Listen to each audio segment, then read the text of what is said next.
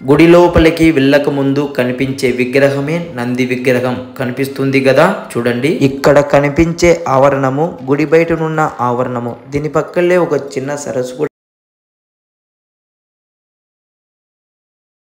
కనిపించే పేరు 1000 స్తంభముల దేవాలయం. ఇక్కడ కనిపించే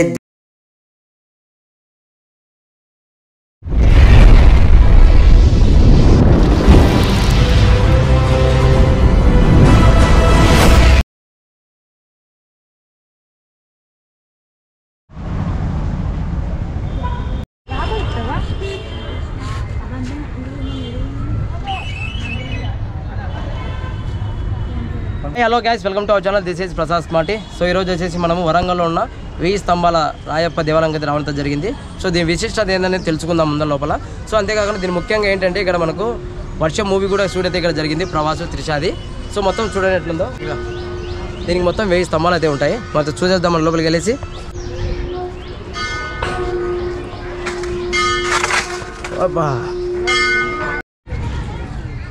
సో 1000 స్తంభాల దేవాలయం వచ్చేసి రాయప్ప దేవాలయం. సో ఎంటర్ అవ్వగానే మనకు చెప్పులన్నీ ఇక్కడ చెట్టు కింద చేసి లోపలికి అయితే ఉత్తగాలతో వెళ్తున్నారు. సో అక్కడ వచ్చేసి పార్కింగ్ ప్లేసెస్ 10 రూపీస్ పే చేస్తున్నారు. సో ఇదేనా బై ఎంట్రన్స్.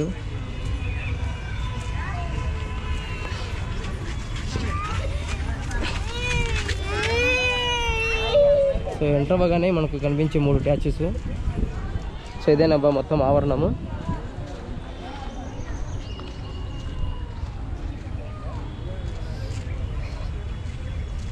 సో ఎండ బుధం రావడం జరిగింది.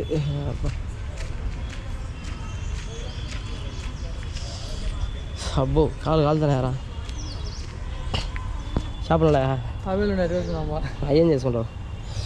కాలు కాలేరా వీళ్ళకు? సో ఇదే కదా ఇన్నే కదా జరిగింది అది షూటింగ్.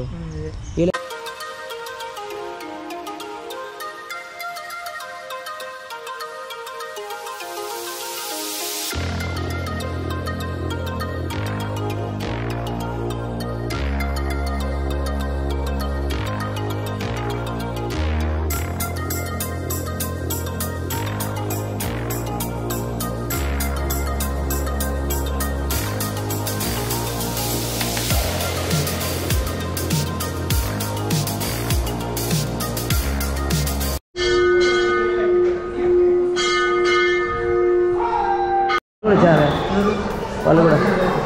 సో ఈ మొత్తం గుడి ఆవరణ మొత్తం వచ్చేసి మనకు 1000 స్తంభాలు అయితే ఉన్నాయి. చూసుకున్నట్లయితే మొత్తం చూడండి.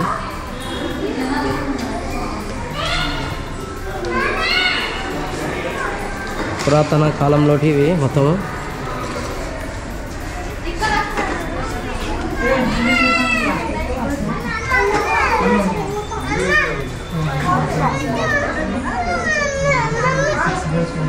హలో గాయస్, ఇక్కడ కనిపించే దేవాలయము 1000 స్తంభముల దేవాలయము.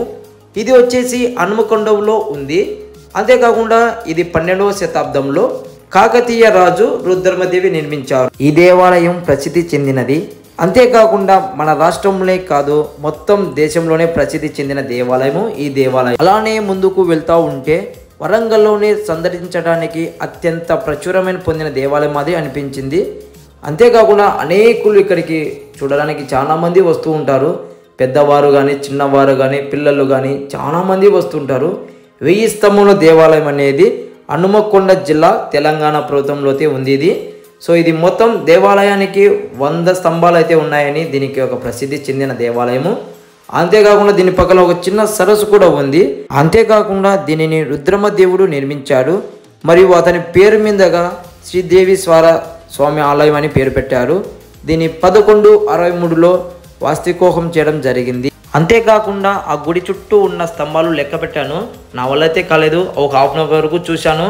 కానీ ఒక 500 స్తంభాల వరకు ఎంచడానికి నాకు వీలైతే అయింది. సో దీనికి 1000 స్తంభాలు ఉన్నాయా లేదని నేను చెక్ చేశాను.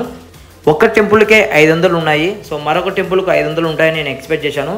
సో ఇది 1000 స్తంభముల దేవాలయం.